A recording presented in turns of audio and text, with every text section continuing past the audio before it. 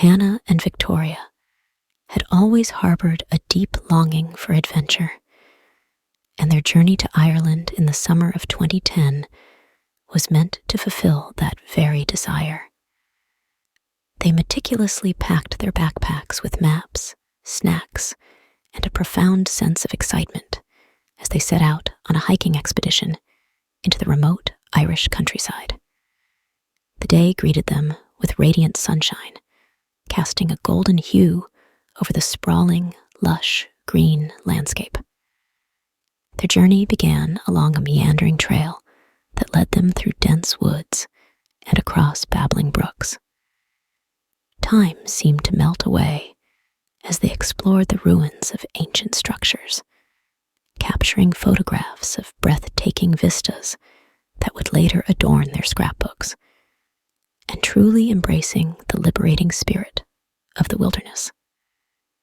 As the sun started its gentle descent towards the horizon, a realization washed over them.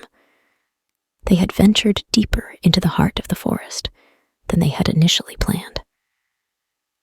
The once inviting canopy of leaves above grew thicker, casting eerie, elongated shadows that seemed to whisper ancient secrets to anyone who dared to listen. A growing sense of unease began to claw at Hannah's instincts, urging them to turn back.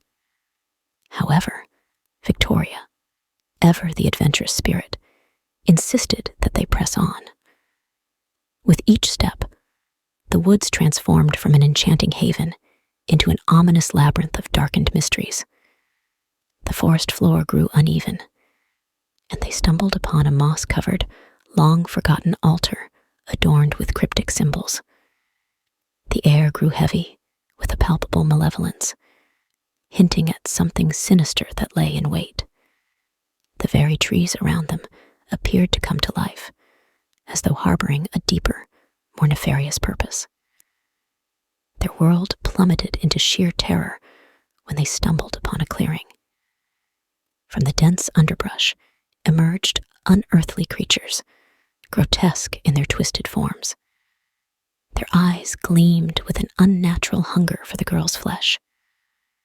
Panic seized Hannah and Victoria, and they bolted through the forest, their frantic screams echoing in the oppressive silence. But the forest, it seemed, was determined to play cruel tricks on them. The very landscape seemed to shift, distorting their sense of direction. As darkness cloaked the land, they became hopelessly separated, their cries of desperation fading into the abyss. Hannah, trembling with fear and disoriented, clawed her way out of the woods and stumbled upon an isolated farmhouse. It was a refuge, a glimmer of hope in the pitch-black night. With frantic urgency, she pounded on the door, pleading for salvation. The door creaked open to reveal an elderly couple, the O'Connors, their faces etched with deep concern. They swiftly ushered her inside, providing warmth and solace to the terrified girl who stood before them. As Hannah recounted the nightmarish ordeal she had endured, their eyes widened in disbelief, but their faces bore the solemnity of those who had heard tales of the ancient malevolence that lurked in the heart of the Irish wilderness. Meanwhile, Victoria had fallen victim to the malevolent entity that dwelled in the depths of the forest. It manifested itself as a shadowy, ethereal figure with eyes that glowed a malevolent crimson. It whispered promises of unearthly power and forbidden secrets into her ear, luring her deeper into the abyss.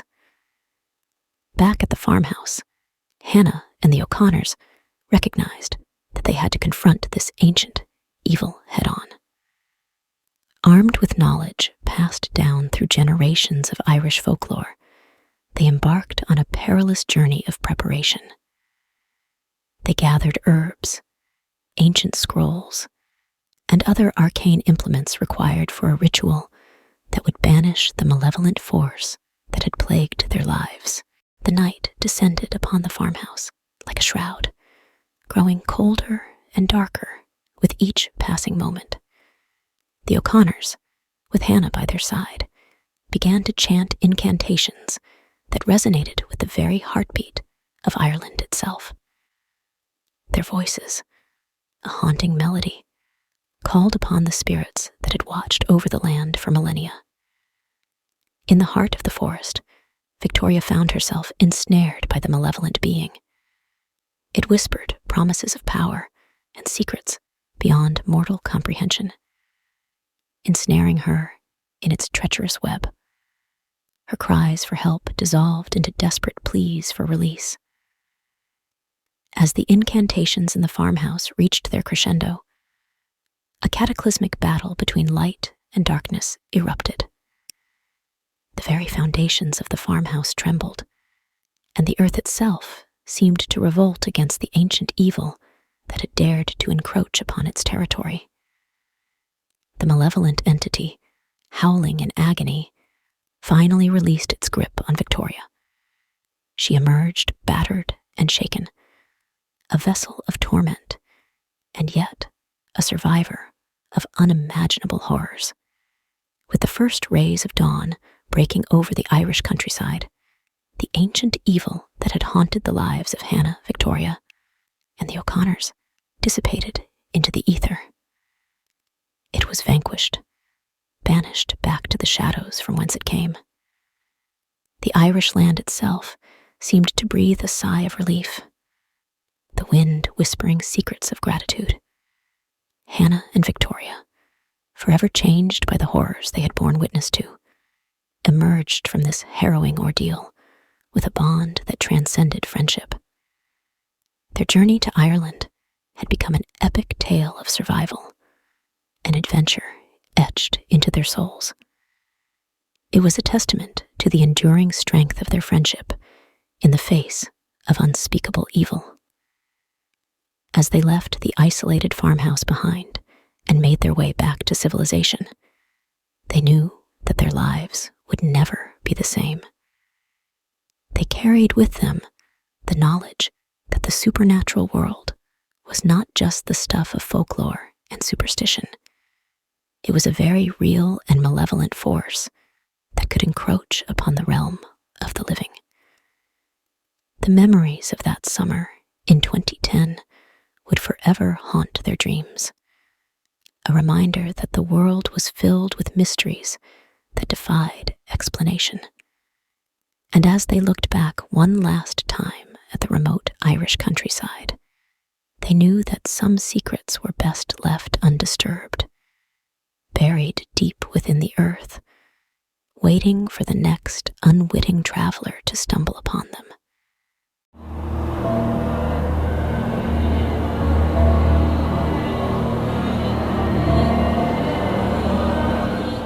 Once upon a time, near a small village in the East Midlands of England, nestled amidst the rolling countryside, there lay a mysterious and disused army barracks. It had remained untouched since its decommissioning shortly after the end of the Second World War. Legends whispered that this place, known as Hilfert Barracks, was once a store for captured weapons and ancient artifacts from wars dating back to Roman times. This small area, spanning only a square mile, was an amalgamation of derelict buildings and warehouses that dated back to the Napoleonic War and even further beyond. It was said that the barracks had been constructed atop an old Roman fort perched atop a peculiar hill. This hill, though not tall, possessed a unique roundness, as if it were an unnatural growth protruding from the flat countryside. The nearby villages held countless tales passed down through generations, recounting the strange lights that would occasionally dance around the hill. Many of the local shops had souvenirs and postcards with photos of the fort and stories about its history and ghostly occurrences. According to the locals, it was as if a portal would open in the ground, revealing ghostly figures and ethereal shapes passing through. It was on a warm summer's day in the 1990s when a group of adventurous teenagers pedaled their bicycles along the winding country lanes. Their youthful curiosity led them to the village of Hilfert. Seeing all the souvenirs and hearing some of the stories, their imaginations ignited with tales of the haunted army barracks. Intrigued, they decided to embark on a bike ride up to the fort, determined to explore the mysteries that lay within the confines of Hilfert Barracks. With their hearts pounding and excitement coursing through their veins from the steep climb up the hill, the teenagers arrived at the entrance gate of the barracks. The gates opened before them. A gust of wind, as if it had been made by the opening of these huge gates, pulled the boys in. It was like the very movement of the air was turning the wheels of their bikes. The boys, gathering themselves and stopping their bikes, turned back to see the gates closing behind them. Large vines of brambles sprawled out over the black steel bars, pulling the gates closed. And to their astonishment, the gate had vanished, leaving behind an endless perimeter of haunting black steel railings entangled with spiny brambles. It seemed as if nature itself had conspired to bring the outsiders in to reveal its haunting past. Undeterred by the eerie sight, the teenagers pushed their bikes through the overgrown vegetation and ventured into the heart of the barracks. Broken and derelict buildings greeted their eyes, their walls adorned with ivy and moss, as if nature had claimed them for its own. It was as if the plants and wildlife were drawn to this place, seeking refuge amidst the remnants of human activity. As they explored further, a sense of unease washed over the group. Shadows danced in the corners of their vision, and whispers seemed to echo through the empty halls. Yet their youthful fear was outweighed by their insatiable curiosity. They pressed on, determined to uncover the secrets that lay hidden within the decaying walls. Within the confines of an ancient warehouse, they stumbled upon a room that appeared untouched by time. Dust-covered shelves lined the walls, showcasing peculiar artifacts, remnants of war memorabilia of a forgotten era. Ancient manuscripts, intricately designed weapons, and odd contraptions, some of which did not seem man-made, left the boys feeling that the collection was exhibit of the violence which man has enacted upon itself over its existence. The air felt heavy with history, as if the previous inhabitants of the building had laid out the artifacts as offerings, as if it was a shrine. As the teenagers investigated the room, whilst clumsily moving and disturbing the artifacts, they stumbled upon a hidden door. Its entrance concealed behind a crumbling stone wall, it beckoned them with an eerie allure. With trepidation and excitement intertwining, the boys descended a stone staircase, scrambling to find a torch. Within the dimly lit walls, they find a cellar. Their torches revealed a sight that sent shivers down their spines. A collection of World War II memorabilia, neatly arranged on shelves, stood as a haunting reminder of the events of the Second World War. The teenagers exchanged frightened glances, feeling the weight of history bear down upon them. Suddenly, a gust of wind howled through the cellar, extinguishing their torches as if the air had drained the batteries. Darkness enveloped them, and as their eyes adjusted to the lack of light, they saw a flickering glow emanating from an arch leading even further down. Their curiosity overpowered their fear. Each boy, holding the shoulder of another, walked on towards the light.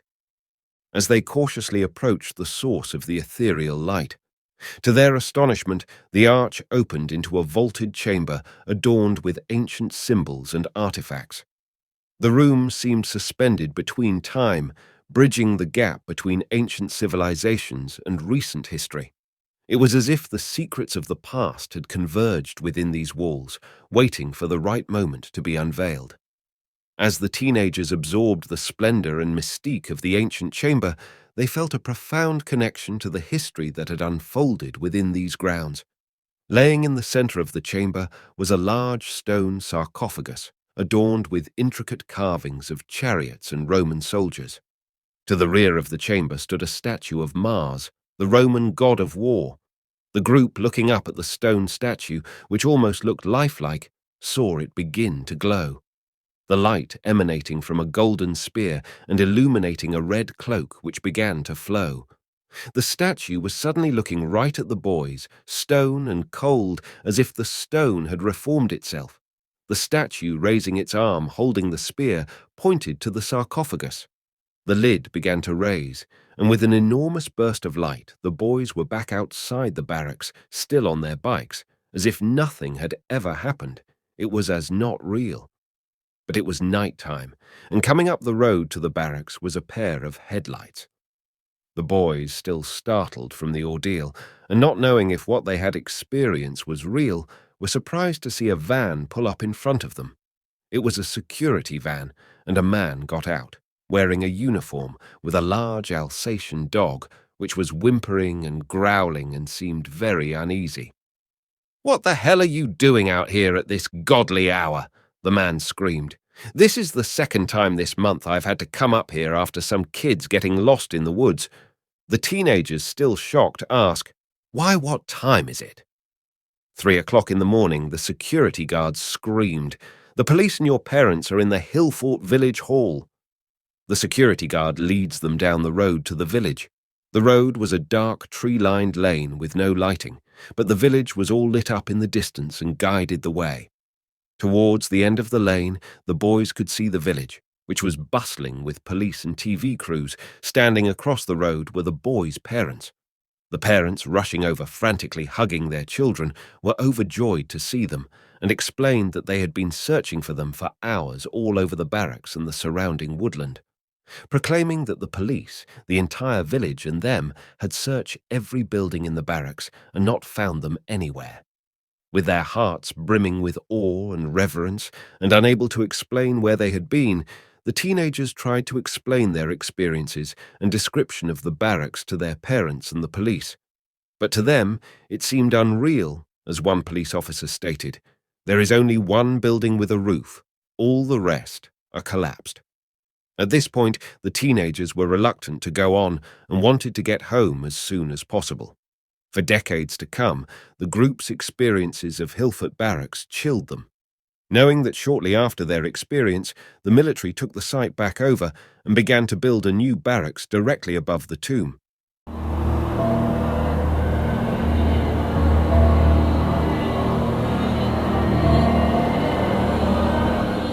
Ryan, a history enthusiast, had always been intrigued by ancient religious sites. On his travels, he came across a secluded monastery perched high on a desolate mountain, its reputation shrouded in mystery. Curious, Ryan decided to spend a few days there to uncover its secrets. The monastery, named Sanctum Perditionis, had an aura of unease. Its imposing stone walls, worn by time, seemed to hide whispered secrets. As he approached the entrance, the grand wooden door swung open on its own, revealing a dimly lit corridor. The air inside was cold and reeked of decay.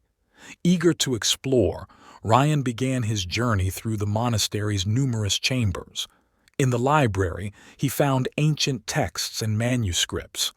One particular book caught his eye, the Liber Tenebris. As he began to read, the shadows in the room seemed to grow and shift, and Ryan felt as if he were being watched. Suddenly, a gust of wind blew through the room, extinguishing the candles. In the flickering darkness, Ryan heard whispered chants, growing louder and more insistent. As he strained his ears, trying to locate the source, a blood-curdling scream echoed through the halls, making him jump. He grabbed the Liber Tenebris and fled the room. Continuing his exploration, Ryan stumbled upon a vast underground chamber. In its center stood a massive altar with cryptic symbols carved into it. Surrounding the altar, he noticed cloaked figures, their faces obscured, chanting in a language that sent shivers down his spine. Ryan watched in horror as the figures began a ritual. A portal opened above the altar, and from its depths emerged a demon, its eyes fiery red, its skin as black as the abyss. The cloaked figures bowed, chanting, "Master, we serve you." It was clear to Ryan that the monastery was not a house of God, but a dwelling of the devil. He had to escape. Trying to retrace his steps, Ryan made his way back to the entrance. But the monastery had other plans. Corridors twisted and turned, leading him deeper into its bowels. Statues lining the walls seemed to come alive, their stone eyes following his every move. As he hurried along, a cloaked figure stepped into his path. Ryan braced himself, but to his surprise, the figure pulled back its hood to reveal an old monk with kind eyes. "You must leave," the monk whispered urgently, handing Ryan a crucifix. "It's the only way to protect yourself." Using the crucifix to ward off any evil that approached, Ryan navigated the maze-like monastery. He encountered demonic apparitions and faced numerous supernatural scares, skeletal hands reaching out from the walls trying to grab him, to grotesque faces suddenly appearing before him in a red and fiery mist. After what felt like hours, Ryan finally reached the main hall. The demon, sensing his presence, let out an ear-splitting roar, shaking the very foundation of the monastery. The old monk's words echoed in his head, "Use the crucifix." Taking a deep breath, Ryan confronted the demon. Holding the crucifix high, he began reciting a prayer. With each word, the demon writhed in pain, the shadows of the monastery retracting. The cloaked figures, now lifeless, collapsed to the ground. With a final scream of rage, the demon was sucked back into the portal which sealed shut. The monastery, though still imposing, felt different. The evil that once lurked in its walls was gone. Exhausted, Ryan made his way outside, the first light of dawn breaking on the horizon. The old monk appeared beside him, a smile on his face. "You've done well," he said, fading away, leaving Ryan to wonder if he was ever real. As Ryan descended the mountain, he took one last look at Sanctum Perditionis. He had survived its horrors, but the memories would haunt him forever. The Liber Tenebris, safely tucked in his bag, would serve as a reminder of the night the monastery's dark secrets were unveiled.